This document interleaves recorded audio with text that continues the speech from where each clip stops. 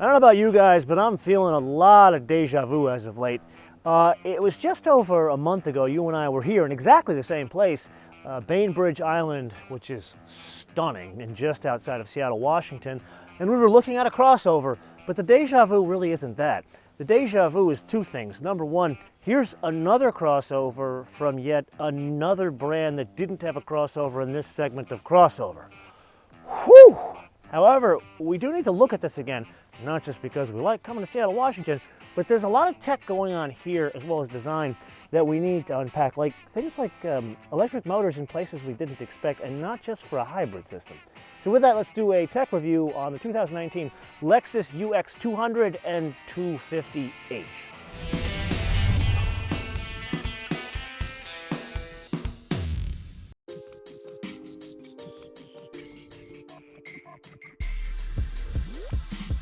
So before we get started here, I need to point out, stunning place I found to shoot, right? I mean, granted, it's really hard to find an ugly place on Bainbridge Island, but the place I found is a park. What I didn't know, it's a popular place for dogs, and you know me, man, I'm having a hard time. I'm traveling a lot, I'm missing Kumo, and then I just met this new dog up in Canada, Halo. He's this super cute 8-week-old Samoyed. Anyway, I've met practically every dog on the island, so I've had a hard time focusing on this. Anyway, I'm gonna try to focus back. So this is different. It's a 2-liter, 4-cylinder, direct injected gasoline engine. Notice what I didn't say there. I didn't say turbocharger. Everything in this segment is like 1.6, 1.8, 2-liter with a turbocharger. Here, Toyota decided to do something different, change the breathing, go hybrid, all sorts of stuff. And effectively here, the UX200, it is 169 horsepower, which comes in at 6,600 RPM, and 151 pounds of torque, which comes in at a relatively aggressive 4,800 RPM. Then there's the hybrid. That's the UX250, also a 2-liter direct injected 4-cylinder gasoline engine. No turbocharger, but this one's Atkinson cycle. That one's good for, believe it or not, more. It's 175 horsepower. That also comes in at a very high number, kind of 6,000 RPMs, a little bit less than the UX200. Now, a couple things to point out here. Any transmission you want as long as it is a CVT, but they're calling it like this 10-speed, select, direct, shift, whatever it is. And really what it is, it's a 2-speed transmission. It's a CVT that has a first gear. We're gonna have to understand how that works in the coming full first drive review, so make sure you come back for that. Then there are some other things that are really germane to this discussion. It's more the hybrid. So you know how a hybrid either has like 1 or 2 or maybe more motors like the LS 500H. Here, not only did they put 2 motors into it, but they've changed the placement of the motor. So instead of being like in line or making the transmission very wide, what they've done is they've stacked them. And they've changed the planetary gear set to make like this one like mono gear thing. That's my term for it, not theirs. Inside, I would argue Suga-san and his team are on fire because they've done a couple of things here. Generally, you can see the design theme is Lexus. However, this is closer to the interpretation we saw in the ES than in the LS. Then they pilfered something from my favorite Lexus, which is the LC, and that is the toggle switches for the HVAC system. But then they took this obviously from the LFA because it works. It's working on all the other Lexus. But what's odd here is, you know how they have the sport, well, suspension, not in this one, but sport in terms of the throttle mapping for the engine in this one. That button is up here. It's this knob. And then there's a knob over here. You need it. It's got to have some symmetry, especially for an OCD freak like me. But this one, there isn't enough content or technology in this car to do something with that. So it's the stability control. It turns it on and off. Maybe they should do something else with that because it's kind of a waste. Everything else, there's a couple things that kind of stand out. Number one, the steering wheel from the LS. The build quality of this, and this is considerably cheaper than an ES, an LS, obviously the LC, but all of the tactile feel is still just as high as those vehicles. I would argue they did something here that's a bit different that maybe is even better and should make its way to like the ES and the LS, and that's this color on the dash. Like, you look at the F-Sport of this, or really any other F-Sport, it's basically anything you want as long as it's black on the inside. Please change that. There is a red interior on offer here, but I deliberately chose this camel because it livens everything up. It's not just the seats, but it's the seats, the console, the door panels, like old school, like Ferrari-esque. But then on the dash, it breaks up this horrible black with this nice tan here, and there's one that's also in white. There is a red one, but the red is too dark for it to stand out. Then on top of that, they've done this tactile feel thing where They're trying to mimic Japanese interiors, home interiors that feel like paper. It's actually a paper that is on your wall, but this obviously is not going to be paper for durability, but that's generally the concept they're going for. I don't think it's the same, but whatever it is, it's a combination of improvement of color, but also tactile feel. I think this is also going to wear well because it's just not hard plastic. Then something is a huge departure, and not just like, you know, I love this thing here where they go back and forth.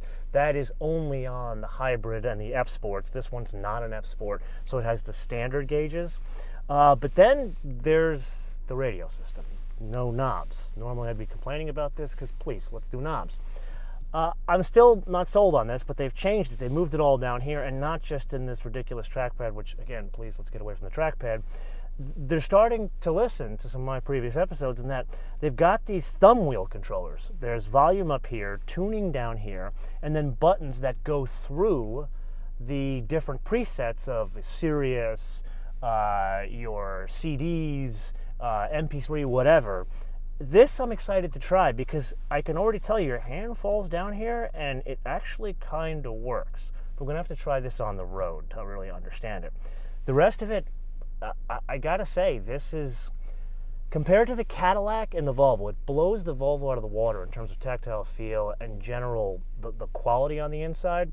It's, I would say, in many areas above the Cadillac, but in terms of color and trim, it probably is on par with the Cadillac.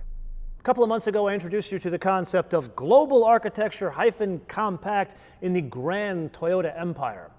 I don't know if it's appropriate to talk about it in this Lexus episode, but that concept came up in a Toyota Corolla episode. So the vehicle we are going to drive is based on a Toyota Corolla and shares its platform also with a Toyota CHR. So now that we understand that, have those parameters in place, let's talk some numbers. The wheelbase, 103.9, and the overall length, 177.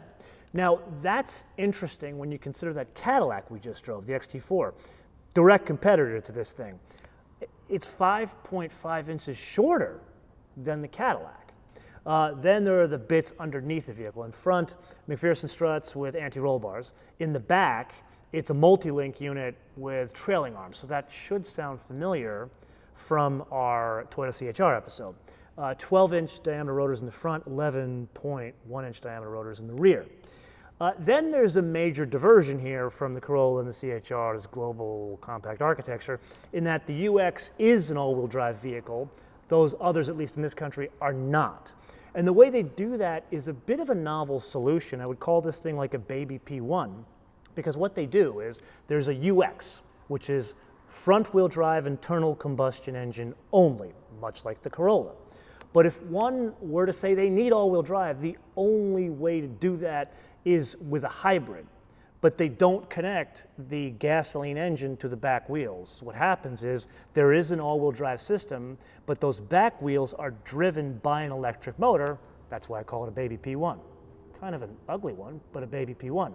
Also similar, I guess, to an XC90.